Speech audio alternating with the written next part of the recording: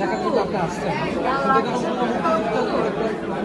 আপনি তো ওই সময় পরোক্ষভাবে অনেক কিছু জানেন। আজকে টরন্টোতে বসে এরকম একটা মুভি দেখতে আপনার কেমন লাগছে আজকের দিনে দাঁড়িয়ে? ধন্যবাদ। আসলে এটা খুবই বাংলাদেশের যে অবস্থা এখন খুবই কাঙ্ক্ষিত আছে।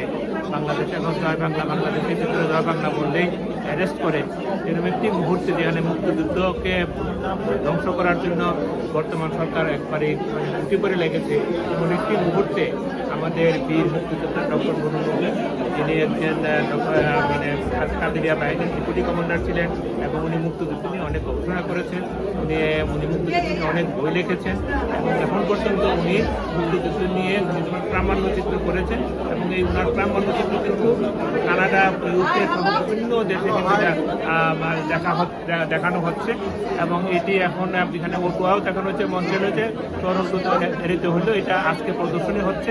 আমি খুবই এক্সাইটেড, আমি খুবই আবেগিত যে এত বছর পরে, 54 বছর পরে মুক্তিযুদ্ধের যেগুলো স্মৃতি আমাদের চোখে ভাসে, মুক্তিযোদ্ধারা যেভাবে দাবায় পড়েছে, আমরাও সাথে ছিলাম, এই স্মৃতি অনেক বছর নবীর মাধ্যমে আমরা আবার এই জিনিসগুলো আজকে কিছুটা হলো আবার আমার স্মৃতি মন্থন করতে যাচ্ছি।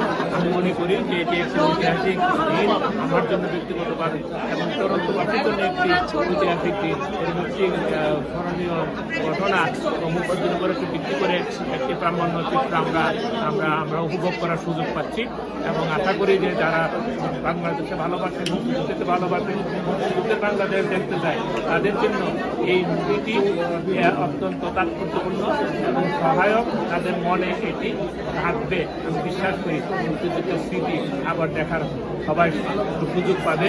এটা সবাই আবেগ আপ্লুত আছে, আমি সহ সবাইকে ধন্যবাদ। আমরা আশা করি যে একটা উপভোগ্য মানে ডকুমেন্টারি হবে। সবাইকে ধন্যবাদ। আলফা টিভি কানাডার পক্ষ থেকে আপনাকে ধন্যবাদ। ধন্যবাদ।